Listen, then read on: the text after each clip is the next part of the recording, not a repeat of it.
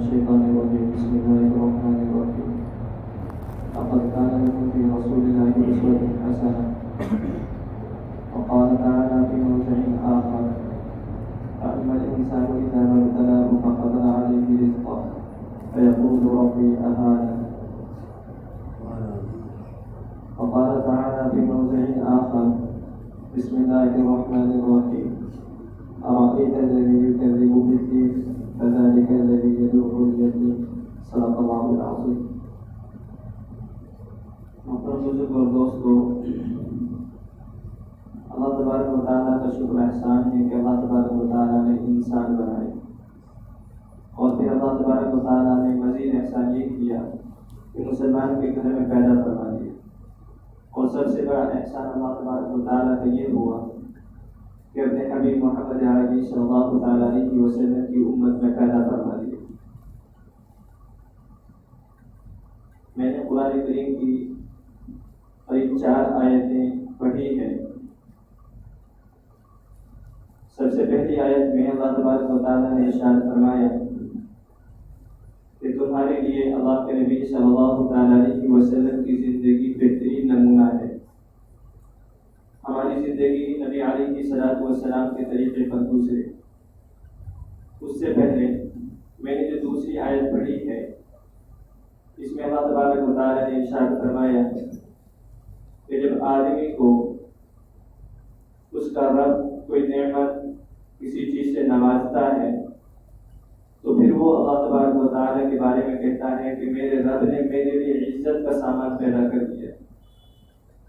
وَأَمَّا إِذَا مَا ابْتَلَاهُ فَقَدَرَ عَلَيْهِ رِزْقَهُ، اور جب آزمائش ڈال دیتا ہے، اس کے اوپر تنگی آ جاتی ہے تو فَيَقُولُ رَبِّي أَهَانَنِ، تو کہتا ہے کہ میرے رب نے مجھے ذلیل کر دیا. ان دونوں آیتوں میں اللہ تبارک و تعالیٰ نے سوچ کے بارے میں فرمایا کہ انسان کی سوچ یہ ہے کہ اگر نعمت آ جاتی ہے تو وہ کہتا ہے کہ میرے رب نے مجھے عزت بخش دی، اور اگر کچھ حالات آ جائے تو وہ کہتا ہے کہ میرے رب نے مجھے ذلیل کر دیا، جبکہ اس کی سوچ ہی غلط ہے. اور علامہ اقبال صاحب کا شعر ہے، قوموں کی حیات ان کے تخیل میں ہے موقوف، قومیں زندہ رہتی ہے اپنی سوچ پر. جس قوم کی سوچ صحیح نہیں ہوگی وہ قوم زندگی بھی اسی طریقے سے گزارے. میں اور آپ، کوئی بھی انسان گناہ کا ارتکاب بعد میں کرتا ہے، پہلے اس کو سوچتا ہے. کسی آدمی کو مال کمانا ہے، وہ پہلے سوچے گا، پھر اس کے لیے وہ سود پہ کاروبار کرے گا، حرام کھائے گا. تو پہلے سوچ بنتی ہے، اس کے بعد گناہ کا ارتکاب کرتا ہے. پہلے سوچ صحیح ہوگی تب گناہ چھوٹیں گے. ہماری سوچ صحیح نہیں ہے اس لیے ہم گناہوں میں ملوث ہیں. تو سب سے پہلے جو سوچ ہے، پہلے حضرت عمران ان کی بیوی، اللہ تبارک و تعالیٰ نے ان کی سوچ کو صحیح کیا تو 2 نبی پیدا ہوئے، حضرت موسیٰ اور حضرت ہارون. فرعون کی بیوی، سوچ اللہ تبارک و تعالیٰ نے بہتر بنائی، اللہ تبارک و تعالیٰ نے ایمان کی نعمت سے نواز دیا. سب سے پہلے صحیح آج ماؤں کی سوچ صحیح نہیں ہے، باپ کی سوچ صحیح نہیں ہے. نبی علیہ الصلوۃ والسلام آخری نبی ہیں، اب قیامت تک کوئی نبی تو آئے گا نہیں. لیکن اب حالات یہ ہیں کہ ہمارے درمیان کوئی ولی بھی نظر نہیں آتا ہے.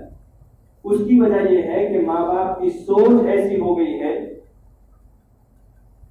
سوچ گندی ہوگی تو پھر ولی کہاں سے پیدا ہوں گے.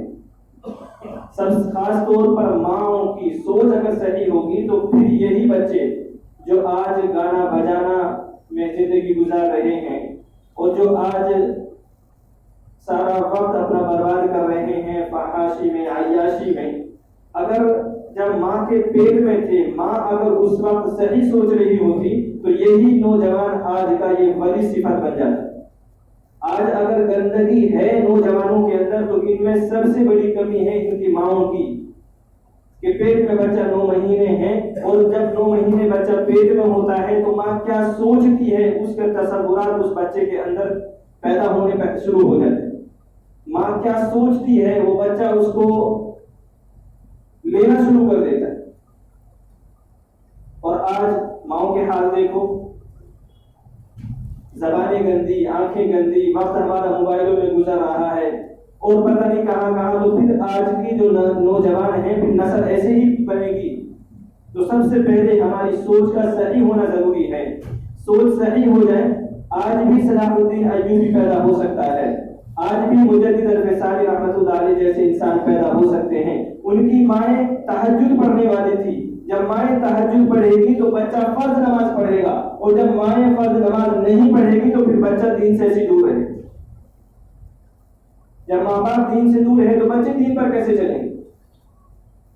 ہماری سوچ گندی ہے تو ہمارے بچوں کی سوچ صحیح کیسے ہو جائے گی؟ ان کی سوچ نیک کیسے بن جائے گی؟ سب سے پہلے ماں باپ کی سوچ صحیح ہوگی، اس کے بعد بچوں کے اندر منتقل ہوگی، پھر بچوں کی سوچ صحیح ہوگی۔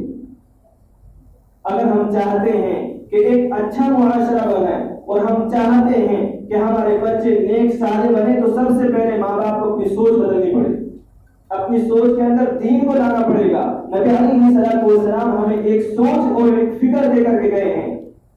اس میں نے شروع میں جو آیت پڑھی تھی کہ تمہارے لیے اللہ کے نبی صلی اللہ علیہ وسلم کی زندگی بہترین نمونہ ہے۔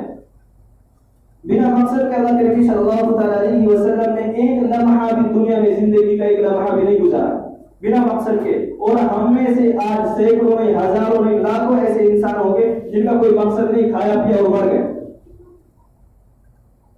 مقصد دین کو پھیلانا مقصد ہے۔ ایک مسلمان کا مقصد دین کو پھیلانا ہے، دین کے لیے زندہ رہنا، دین کے لیے مرنا، نبی علیہ الصلوۃ والسلام کی سنتوں پر چلنا۔ میں نے جو تیسری اور چوتھی آیت پڑھی ہے، اس میں اللہ تبارک و تعالیٰ نے آیت الذی یکذب بالدین سوال کیا ہے کہ آپ نے دین کو جھٹلانے والے کو دیکھا ہے؟ کیا آپ نے دیکھا ہے کہ دین کا جھٹلانے والا کون ہے؟ پھر اللہ تبارک و تعالیٰ نے خود جواب دیا، فذلک الذی یدعو الیتیم، کہ دین کا جھٹلانے والا وہ ہے جو یتیموں کو دھکے مار رہا ہوتا ہے، جو یتیموں کو دھکے دے رہا ہوتا ہے، ان کا مال کھا رہا ہوتا ہے۔ آج تو ہم نے دین ہی کو دھکے مارنا شروع کر دیا، آج تو ہمارا دین ہی یتیم ہو گیا۔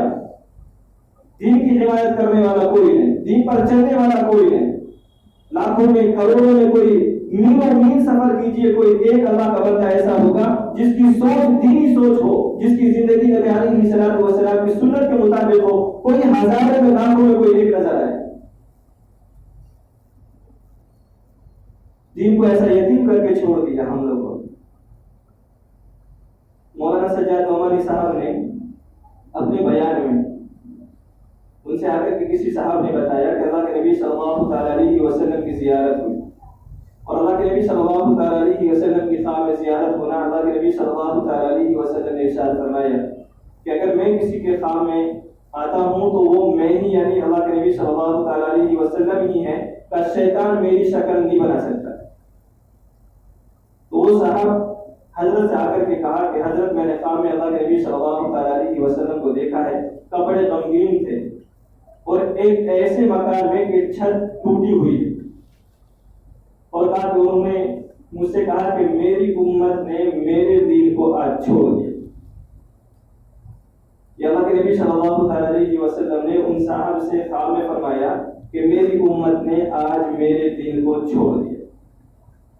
کچھ دن کے بعد انہی صاحب کے خواب میں پھر اللہ کے نبی صلی اللہ علیہ وسلم تشریف لائے، اور پھر دوبارہ الفاظ فرمائے کہ مجھے میرے اپنوں نے چھوڑ دیا، فرمایا مجھے میرے اپنوں نے چھوڑ دیا۔ میں اور آپ منتخب احادیث سنتے رہتے ہیں، اللہ کے نبی صلی اللہ علیہ وسلم کی حدیثیں، اللہ کے نبی صلی اللہ علیہ وسلم نے فرمایا